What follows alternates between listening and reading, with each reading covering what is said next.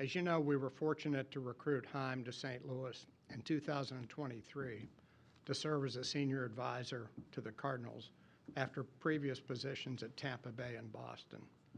In his 2 years here, he has already made an impact. He has recruited a number of excellent people to help run our player development system, and he has been a trusted advisor to Mo and me.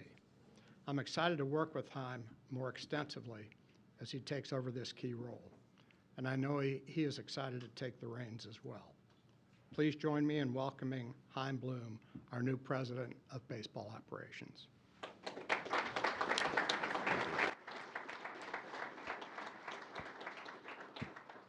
Thank you and good morning. I want to start with a few thank yous.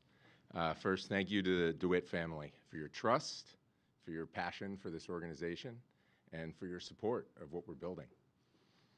Thank you to my teammates here at the Cardinals, many of whom are in the back of the room, our baseball operations staff in particular, who have welcomed me and trusted me and been honest with me.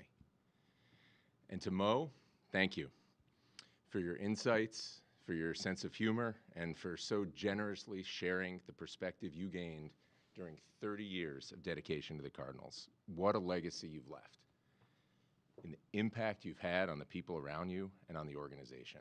I feel fortunate that our baseball lives have intersected in this unique way, and I will treasure the time that I got to work with you. And of course, thank you to my family. I am the luckiest person I know because of you, and I love you. I also want to thank our fans, who I've gotten to know better over the last year and a half. Thank you for sticking with us. Thank you for your optimism. You deserve the reputation that you have, and you deserve the very best from us, and we intend to deliver it. You know, this organization is special. It means so much to so many people. It's a special place to work, too.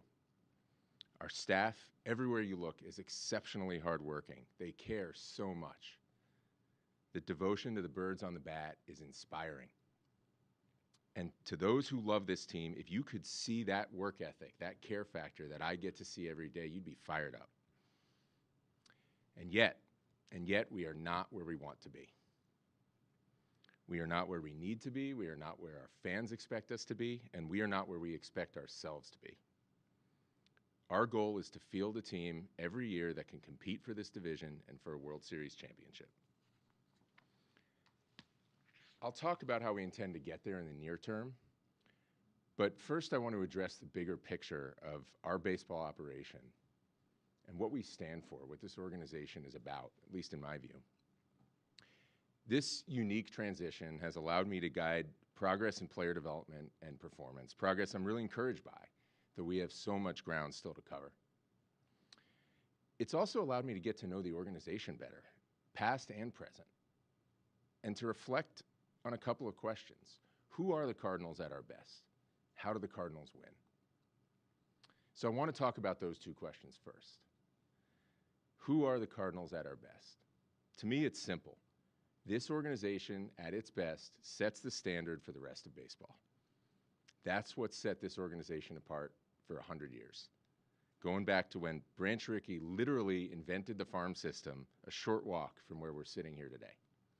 To when George Kissel revolutionized how the game was taught, to when Whitey Herzog went all in on a style of play that set the tone for the sport for a decade, and to when, under the DeWitt family's leadership, this organization, including many people who are here, changed the way the industry thought about the amateur draft and about how to use information to make baseball decisions. That's our legacy here. That's who we are at our best. We set the standard. And that standard is always changing. It means something different in 2025 than it meant in 1925, or in 1965, or 2005, and it's going to mean something different in 2035. So now we get to do it again. That takes boldness to do things our way, not to fear being different if we think different means better. It takes humility, the humility to understand that when it comes to this great game, there's always so much we don't know, so much to learn, and so we can never stand still. We can be good, but we can never be good enough. In this competitive business, the front of the line is always moving. And it takes trust to work together, to communicate well, to have each other's backs, and to hold each other accountable. That's the standard that our fans hold us to as well. And that's what they deserve. A hardworking organization that does things the right way and is never satisfied. How do the Cardinals win? Bill has said this time and again, we're a draft and develop organization. And when you look at our history, I think it's pretty clear that he's right. The Cardinals win first and foremost with core players that we acquire and develop.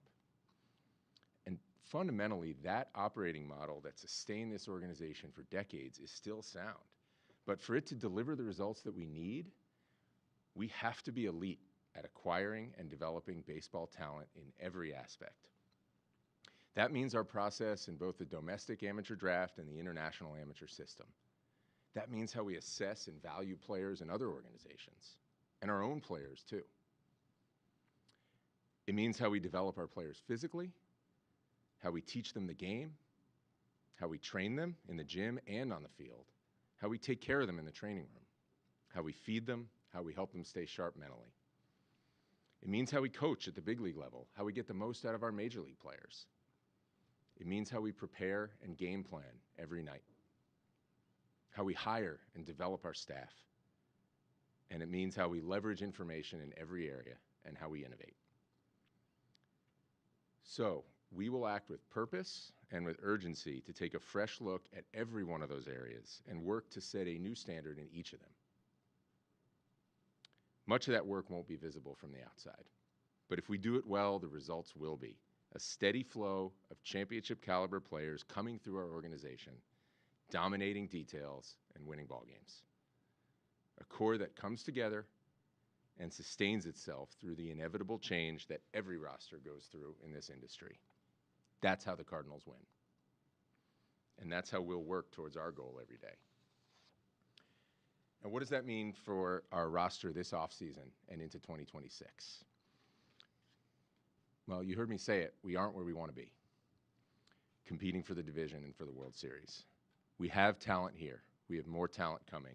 And we have some of the makings of that core, but we need more. And so our top priority will be to build our talent base for the long term. That may mean hard decisions and short-term sacrifices, but to get where we want to go, we can't take shortcuts, and we won't. We will always want to win. And we will hunt moves and decisions that allow us to do that right now, too, as long as they also serve our ultimate goal. But when we have to choose between short-term gratification and our bigger goal of contending consistently, we will choose the long term. We will make moves with that ultimate goal in mind because, simply put, that's where this organization needs to be.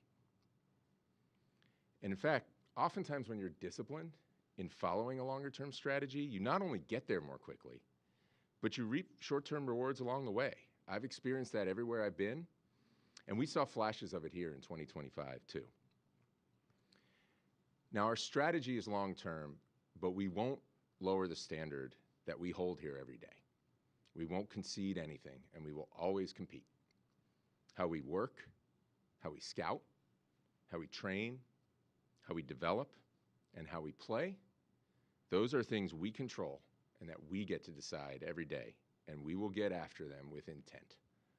I'm energized and fired up to continue the work that we've begun with my teammates. I do know that first, my good friends in the press have about 2 years of questions saved up for me, so I will let them get to it. Thank you. Great, thank you, Chaim. Who has our first questions for the panel? Randy? Chaim, you mentioned the international pool of players, and when we look over the next couple of days, you've got Ramirez in Cleveland, you've got Rodriguez in Seattle, you've got Tatis, even though they didn't get him from that pool. How important will that be for you to get, because that seems like where people are getting stars, to get that impact player? Yeah, it's a critical aspect of what we do. It really has always been here. Obviously, you all who have been here can name a lot of the players that came out of the international talent system that have helped this organization. We have some really good talent in our system right now. We're going to continue to invest in that area, continue to look at it just to see how we can move things forward. I'm encouraged by a lot of what I've seen and heard on the progress made the last few years in that area, and we just want to continue it and look to see how we can keep moving it forward. But it's absolutely critical for us. Jeff Jones? Chaim, when you talk about the conflict between a short-term gain and a long-term goal for you all, after a year that was so premised on assessment and looking where players were at on the major league level, is there a short-term version of the 26 Cardinals that is competitive in the way that you all desire, or will it require a further step back to get to that area? Yeah, like I said, we're not going to concede anything. That's just not how we should operate. That's not the standard we should hold. We just need to be focused on our ultimate goal. And like I said, I think when you do that, you find that a lot of the time you end up reaping some short-term benefits. We have good talent here, and there's nothing we should concede heading into 2026. We just need to make sure that the things we actually do and the roadmap that we follow is geared towards that bigger goal. Before the season started, it was identified the purpose of this year was to find out what this current core of Cardinals players are so that you can build towards the future. Do you feel like over those last 162 games you have a solid understanding of the players you would like to build around? Yeah, I do. I mean, one of the nice things about this is having gotten the opportunity to see these guys, a lot of these guys up close. There's definitely more that you learn when you're in this seat and going through everything you go through in the seat, but definitely feel like I've been able to see a lot of these guys. I don't like to sort of draw a line of, hey, these guys are in and these guys are out. The game is too hard for that. There's always positive surprises that you can realize by sticking with players, not giving up on players, but it's nice to have a better understanding of what these guys, at least to this point, have shown that they can and can't do at the major league level. You've been in a spot where you were hired and moved to a new team with Boston. Now you've been in a spot where you've had 2 years of kind of, I guess, runway is the phrase of the year, before you got to the spot. What are the tangible benefits of that? I know it's been awkward at times. You touched on it. We have 2 years of questions for you. What do you get from that experience that better positions you to either move fast or move with urgency or move directly in this role? Yeah, it's been really unique, and it's had so many positives. I think the biggest thing is really just understanding not just the organization, but the people in the organization. One of the things that my last role allowed me to do was, because my phone wasn't ringing with everything day to day, I had the opportunity to sit down and just get to know a lot of people, see the organization through their eyes. And those relationships are really important. There's always a learning curve. There will be a learning curve even now. But to be able to shorten that where people can understand me a little bit, I can understand them. I think there's some things that I understand about some of the dynamics in the organization and some of the people that normally it's going to take you a year or two really to get to. And to be able to build those connections, have those conversations without all the noise of the day-to-day, I think certainly it's been enjoyable, but I think it's going to be really valuable. A lot of the players have mentioned that you've sat down with them, talked to them about the direction. How has that gone? How will that help you? And you've also had 2 years to evaluate the field staff. Will there be any changes there? Yeah, so as to your first question with the players, that's another thing I was able to do this year, was get to know some of our players. Obviously, some of the conversations about their status going forward, some of which I know y'all have covered, those are things that we got into later in the year, but really just to understand, again, you want to see the organization through people's eyes. You should see it through your players' eyes. They're the ones, obviously, that we're counting on. So that's been really helpful. I've enjoyed the ability to get to know these guys, let them get to know me a little bit, just see what they think. As far as our field staff, there's still some things that we need to sort out with every single person on the staff. But overall, I've enjoyed working with these guys. I expect a lot of continuity. It's a good group of people that really, really cares. You saw it this year. There was a lot of adversity this year. I was in Chicago the last weekend. Those games, standings-wise, were not meaningful. You didn't see anything waver. You didn't see the work waver. You didn't see the standard lowered. That tells you a lot. And it's not a surprise based on getting to know this group over the past couple of years, but it's meaningful. This might be for you and for both Bill DeWitts. Last year at this time at this press conference, a lot was talked about payroll. What can you share about the payroll heading into this coming season and the future? Obviously, draft and develop, of course, but are you going to rise the payroll? What can you share about that heading into this? Well, it's interesting. I don't think Chaim and I have even talked about payroll. You know, he's here to do the job, and we don't know what our payroll is going to be. I can't tell you right now, but you know, we're going to provide the resources for Chaim to build what he's talking about building. So, you know, we can take it from there. Would it make sense to get a big free agent this particular offseason, or is this more of an offseason where you wait? Yeah, there's nothing I would ever take off the table on that front. But again, I think the big thing, the most important thing we need to do, you know, in free agency or any arena, is just make sure that the things we're pursuing actually make sense for what we're trying to build and what we're trying to build towards. So, you know, I never like to take ourselves out of any opportunities. I just think, you know, you always want to be able to be opportunistic, but we want to make sure those things line up with what we're actually shooting for. Corey? Now we talked about the infrastructure of the minor league system and giving players who are coming up that support as they need. How would you describe how that's gone so far, and how much more do you want to see there?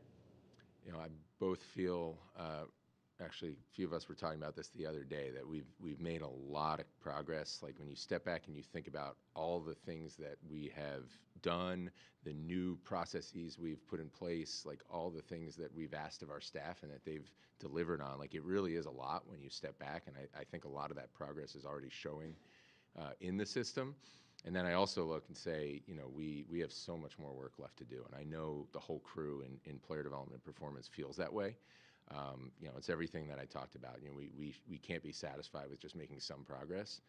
We have to keep pushing. So there's a lot more that we want to accomplish. But I think for, you know, so to speak, year one of this, where we were asking a lot of new things of people and wanting their candid feedback so that we can iterate on those things, make them better. Really pleased with where that went, really pleased with where it's going. Yeah, you obviously have the background in Tampa Bay, and there's a perception that that's the model that the Cardinals will take, where when a player gets to his fifth year, he gets moved. Can you just talk about what your perception of what this will look like is, and whether or not you'll have the resources to keep players that are going to become stars? Yeah, well, you know, with respect to the Rays, I think one of the things that has made the Rays so successful over the years is that they do it their way. They do it in the way that makes sense for them. You can't copy-paste that, or you shouldn't try. The whole reason it works is because, you know, and I was part of this for a while, and they've continued to do it. You figure out what you need to do to be the best organization in your circumstances. Every organization is different. Obviously here, you know, this organization's been built on and won with these kind of tentpole players that have been here for a long time. You know, I obviously you can't do that with everybody necessarily, and you shouldn't do that with everybody. And this organization at many points has actually benefited from staying disciplined with that, but it's also benefited from keeping players here. So when it's the right type of player in person, we're certainly still going to look for opportunities to do that, and we can win that way. I know last year the additional staffing at the minor league level was one of the bigger developments. Do you, kind of a two-parter, what kind of benefit did you see from that, and do you kind of see that area being an area where you guys will continue to grow in? Yeah, it was obviously something that I and we thought was really important, particularly to restaff that coordinator layer. Obviously, we brought in some folks at the leadership level too above that, but just to make sure that we had really clear programs and processes and accountability for those in every instructional area. It's hard to expect us as an organization or an individual player to be good at something as they move up through the system if we don't have a plan in place for that. Just kind of common sense. So it was great to be able to invest in that group, and very excited with the people we brought on. I don't expect it to be quite on the scale of what we did last year, obviously, because we had some big leadership positions to fill, but we will make some additional investments in those two departments, in player development and performance this year on the staffing side, as well as in other areas of the organization. Mr. DeWitt, dating back to last season, you spoke about the emphasis to get the Cardinals back to being a true draft and development club. When you think about market size and the major advancements in the big city markets, particularly with spending, why is the draft and development model the best way to sustain long-term success with this organization? Well, I think you develop your own players that, you know, you have continuity there. And, you know, we're, we will call it a mid-market franchise. And even though we're a small in terms of the numbers, but the Cardinals have always done more than their weight. So, we're not out there trying to buy the most expensive free agent. And historically, this franchise has had its best and most success with players they developed. Following up on that, I think we're all aware of obviously what the TV revenue was like in this last year in that situation, as well as what the tickets sold revenue was like this year with the drop. And this is probably a question for both of the presidents. Also on the horizon is a CBA and the potential of a work stoppage. I wonder how those influence both the investment over the next 12 months, the commitment, and also the timeline of when you think the team might contend. All those factors going in. I'll start on the attendance piece. Obviously, we've all seen it. The numbers are down, and it's something that we're not happy about. If to the extent that that's a message, the message has been received. I don't really, think that. What we're all about is trying to think about ways to increase attendance beyond the biggest way, which is obviously what Chaim's talking about. We know that a winning team on the field is the most important thing relative to attendance, but then there's several factors that we can control on the business and operational side. The first thing I think would be around sort of the game day entertainment changes. We've talked about those, and I think it was a nice first step this year to create a little bit of a different feel on a Friday versus a Sunday, and there'll be more of that to come. The second thing would be our fans. We've listened to our fans, and they want value. Prices for tickets, concession, and parking is something that they've expressed issue with, and so we've dealt with pricing in a very creative way this year from a ticket standpoint, where we've raised a few sections, but lowered pricing or kept it flat in a third of the seats. So we hear you on that. We're working with Delaware North this year on some value concepts, concession-wise. Parking, we control one lot. It has about 1,300 spaces in it. We're considerably below the pricing of our, surrounding lots that we don't control. We try to lead by example there, not always to success, but we're committed to that approach. And then the other big thing is safety. We hear a lot about that from our fans, maybe concerned about downtown issues or what have you. And we have an incredible game day staff that has worked really hard on safety in the ballpark. We're DHS certified, which is a huge thing. Not every team has that, which means that you're doing absolutely everything you can internally for safety, and you're recognized by that from the Department of Homeland Security. But externally is something I've worked a lot on. We were able to get successful legislation done in the state this spring for an entertainment district, which will largely provide funding for additional layer of security downtown, a permanent layer, which is very important to us. I'm on a number of different committees and collaborative groups with our key business stakeholders downtown, the other sports teams, as well as the other stakeholders, entertainment stakeholders. And I'm working a lot on that. I work with the police chief on some things directly. So, it's really addressing all of those things that we can control on the business side. And we're, as you know, new leadership on the business side too, with Anouk and others who are taking that head on. Far the other, it does seem like there are some vices there for investment, both revenue streams, but also the looming potential of a labor stoppage. How do those things influence, what you'll invest in the team spending-wise, but also the timeline for what you're trying to build? Yeah, from my perspective, in this game, you're always dealing with uncertainty. It's part of what makes it fun. Obviously, anytime you have a CBA that's getting to expiration, you always know there could be changes. I think it just speaks to, Mo touched on this yesterday, the importance in our situation, frankly, in most situations, of just being able to be nimble and flexible so you can take advantage of whatever opportunities exist. So that's a mindset we have to have. But I don't want to have us put the cart before the horse. You know, we got to stay focused on our goals. Again, if we stay focused on what we need to do and just keep doing the right things toward that goal, that usually leads to the most success. I think we do need to go into this thinking that we need to be in this mode and think this way for multiple years. But again, if we just stack good decisions and smart moves one on top of the other, it usually makes it go quicker. Martin, we'll take one or two more, and then you're all going to have plenty of opportunity, as I mentioned before, the presser with Chaim. But Mark, Joe Foyt. Apologies, I did not go to Yale, but this is for Mr. DeWitt. Bill, you've been here through all the good times. What was it like this year, seeing it empty, and the fans kind of made a statement? What's your message to them, and how did you see it this year in terms of fan frustration or anger, whatever it was? Well, none of us were happy with the results we've had. You know, our goal is always to get into the playoffs. So, you know, and we've done it for many, many years. So our goals have been reached a great majority of the time. We're not there now, and we haven't been for a couple of years. So, you know, I understand their frustration. They love the Cardinals. They love the Cardinals winning, and you know, as I said, we have a history of winning, and we're going to make every effort to get back to that. John, did you have another one?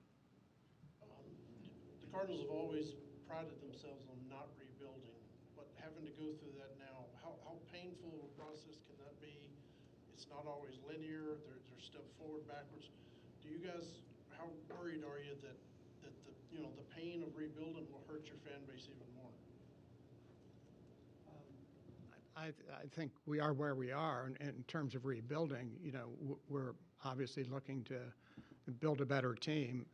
So we're not, you know, going to throw everything out and start from scratch. And, you know, we've got some good young players coming. We've got a bunch of good young players on the club now. And, you know, we'll build around all of that.